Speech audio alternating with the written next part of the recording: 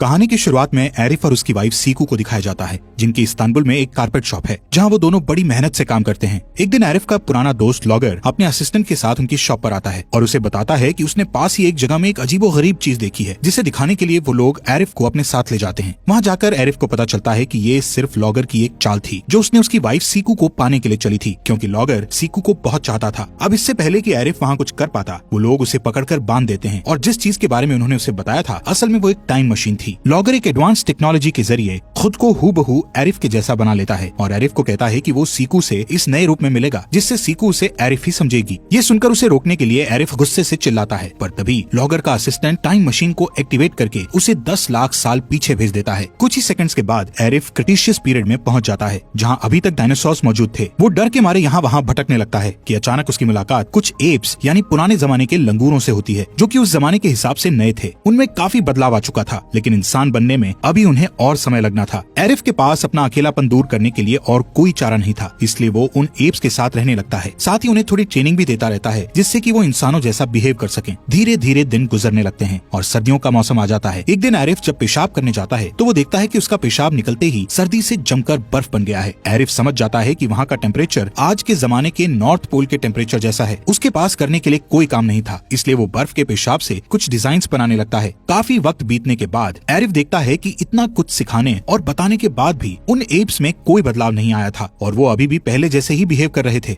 अब एरिफ को रियलाइज होता है कि अगर वो उन एप्स के साथ रहेगा तो कभी घर वापस नहीं जा पाएगा, क्योंकि ये एप्स उसकी कोई मदद नहीं कर सकते थे। इसलिए वो अकेले ही इंसानों की आबादी की तलाश में जंगल की तरफ निकल जाता है। रास्ते में उसे खतरनाक टी-रेक्स डायनासोर मिलता है, जिसकी भयानक आवाज सुनकर पहले तो एरिफ डर जाता है, पर जब उसे पता चलता है कि वो एक मादा डायनासोर है जो उससे बस अपने अंडों की हिफाजत के लिए उस पर गुर्रा रही थी, तो एरिफ फ्रेंडली लुक देकर वहाँ से हट जाता है। टी-रेक्स उसके फ्रेंडली बिहेव से खुश हो जाते हैं और उसे एक मधुमक्खी का छत्ता दे देते हैं। यहाँ पर मधुमक्खी के छत्ते को पाकर एरिफ बहुत खुश होता है, पर जल्दी ही उसे एहसास हो जाता है कि उस छत्ते की वजह से एक बहुत बड़ी मधुमक्खी उसके पीछे पड़ गई है। वो हनी भी उसके पीछे लग जाती है और उसे काटने लगती है। एरिफ अपनी जान बचाने के लिए इधर उधर भागता है। आखिर एक पेड़ के पीछे छिपकर वो किसी तरह मधुमक्खी से अपना पीछा छुड़ाता है, पर तब तक मधुमक्खी की डंक का असर हो चुका था, जिसकी वजह से उसे चक्कर आने लगते हैं और वो जमीन पर गिर जाता है। उसकी आंखें बंद होने से पहले उसे पेड़ पर 2 आदि मानव दिखाई देते हैं। वो कुछ रिएक्शन देता इससे पहले ही वो उसे अपने हथियार से बेहोश कर देते हैं। जब उसकी आंख खुलती है तो वो खुद को एक गुफा के अंदर पाता है, जहाँ ढेर सारे आदि मानव उसे घेरे हुए किसी मंत्र का जाप कर रहे थे। दरअसल एरिफ उनके लिए एक स्ट्रेंजर था, इसलिए वो सब उससे डरे हुए थे और उसे मारने की तैयारी कर रहे थे। एरिफ को उनकी भाषा आती थी, इसलिए वो उनके सरदार डिमी से कहता है कि वो फ्यूचर से आया हुआ एक आम इंसान है और वो उन्हें किसी तरह का कोई नुकसान नहीं पहुंचाएगा। उनकी बात अभी चल ही रही थी कि एक आदमी आकर खबर देता है कि एरोजेंस आए हैं। एरोजेंस एक अलग कबीला था, जिसका सरदार कारगा था। वो लोग काफी समय से डिमी के कबीले पर जुल्म करते आ रहे थे। एरोजेंस जब भी आते डिमी के कबीले वालों को मारते पीटते और उनका खाना और औजार वगैरह लेकर चले जाते थे। इस बार कारगा डिमी के कबीले से 3 सबसे स्ट्रॉन्ग लोगों को किसी खास काम के लिए अपने साथ ले जाने के लिए आया था। बदकिस्मती से एरिफ भी उनमें से एक था। जब वो साथ चलने से इनकार करता है तो कारगा उसे बेहोश करने वाले तीर से बेहोश करके अपने कबीले की तरफ चल पड़ता है। रास्ते में टेसो नाम के एक जंगली के सिर पर पत्थर से चोट लग जाती है और वो घोड़े से जमीन पर गिर जाता है, जिससे उसका दाहिना हाथ टूट जाता है और वो दर्द से कराहने लगता है। ये देखकर कारगा को लगता है कि वो मर गया है और वो लोग उसे दफनाने लगते हैं कि तभी एरिफ, जो कि होश में आ चुका था, उन्हें रोक देता है और कहता है कि टेसो मरा नहीं है, सिर्फ उसका हाथ टूटा हुआ है।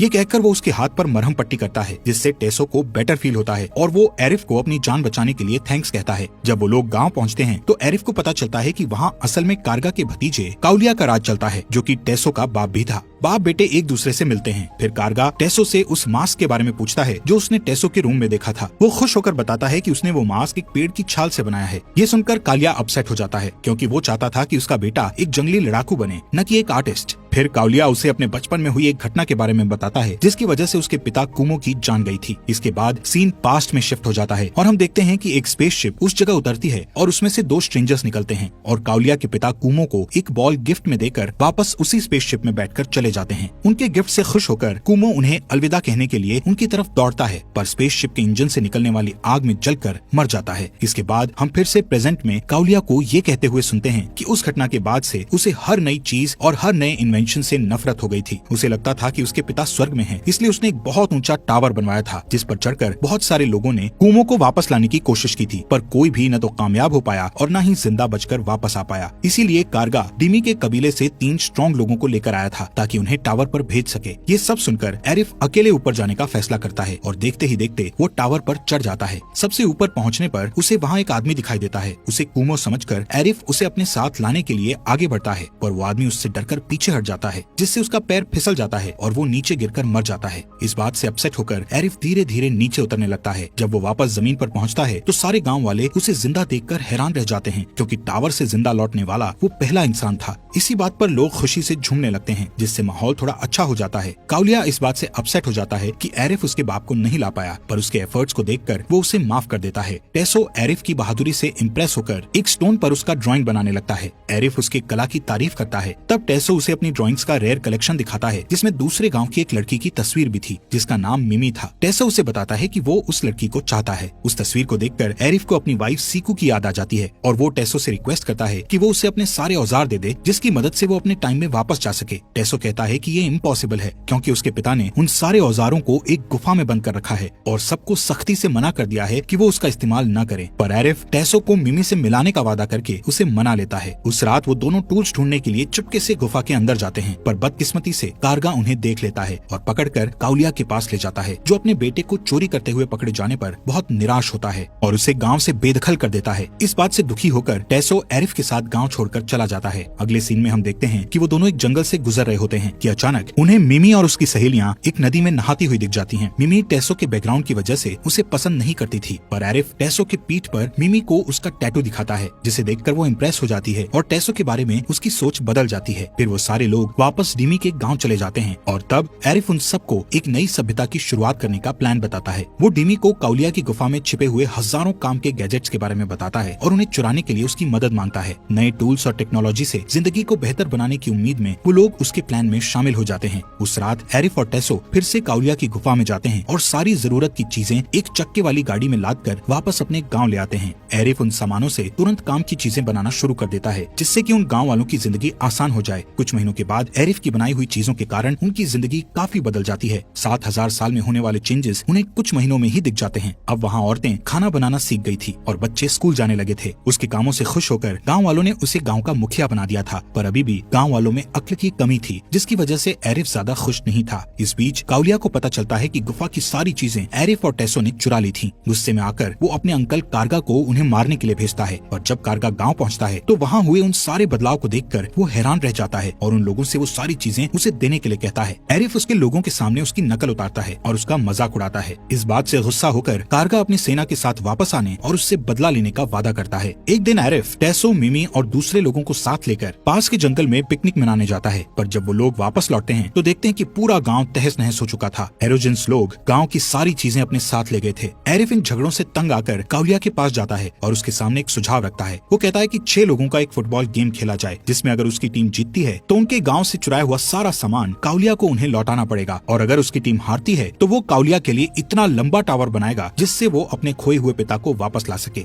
इसके लिए काउलिया तुरंत मान जाता है। तब इस बात का खुलासा होता है कि एरोजेंस अपने मरे हुए बाप कुमो की याद में काफी समय से बॉल गेम खेलते आ रहे हैं। कुमो का खास बॉल उनके लिए एक खजाने जैसा था, इसलिए काउलिया को एक टीम बनाने में कोई दिक्कत नहीं थी। वो अपनी टीम में 6 सबसे मजबूत, तगड़े और ताकतवर लोगों को चुनता है। दूसरी तरफ एरिफ भी अपनी टीम के लिए खिलाड़ियों का चुनाव करता है, पर बदकिस्मती से उसके लोगों ने कभी फुटबॉल खेलना तो दूर, फुटबॉल टीम जैसी किसी चीज का नाम भी नहीं सुना था। इसी बीच मिमी बताती है कि कुहारा नाम का एक पुराना एरोजन गोलकीपर उनके गांव में रहता है। वो फुटबॉल से रिटायर हो चुका था। उसने एक मैच में 8 गोल किए थे। एरिफ उसे खेलने के लिए मनाने की कोशिश करता है, पर वो खेलने से इनकार कर देता है। ये देखकर डिमी गोलकीपर बनने के लिए तैयार हो जाता है। एरिफ और टेसो फॉरवर्ड स्ट्राइकर्स बन जाते हैं और बाकी खिलाड़ी दूसरे गाँव वालों को बना दिया जाता है। इसके साथ ही एरिफ और उसकी टीम सख्त ट्रेनिंग में जुट जाते हैं। मिमी और दूसरी औरतें टीम के लिए फुटबॉल जर्सी बनाती हैं। एरिफ और उसकी टीम प्रैक्टिस करते करते अच्छे से फुटबॉल खेलने लग जाते हैं। जल्दी ही वो खास दिन आ जाता है। सारे लोग जोश से भरे होते हैं, लेकिन बदकिस्मती से खेल की शुरुआत से ही एरोजेंस लोग उन पर भारी पड़ने लगते हैं। वो लोग बड़ी आसानी से अपने दुश्मन को पस्त करके 4 शानदार गोल कर लेते हैं। एरिफ की टीम का एक खिलाड़ी हाफ टाइम से थोड़ा पहले 1 गोल करने में कामयाब हो जाता है और इस खुशी का जश्न मनाने के लिए वो इतनी तेजी से दौड़ता है कि पास चल रही आग में गिर जाता है। इसी बीच हाफ टाइम में डिस्कस करते हुए एरिफ उनसे कहता है कि वो दरअसल दूसरे ग्रह से आया हुआ एक एलियन है जो इस प्लेनेट पर अच्छे खाने की वजह से रह रहा था। उसके पास कुछ सुपर पावर्स थे जो गेम को आसानी से उनकी तरफ पलट सकते थे, पर उसने अब तक उन पावर्स का इस्तेमाल नहीं किया था क्योंकि उसे डर था कि इससे किसी को चोट पहुंच सकती थी। चूंकि अब उसकी टीम की जीत का सवाल है तो उसे एलियन बनना पड़ेगा।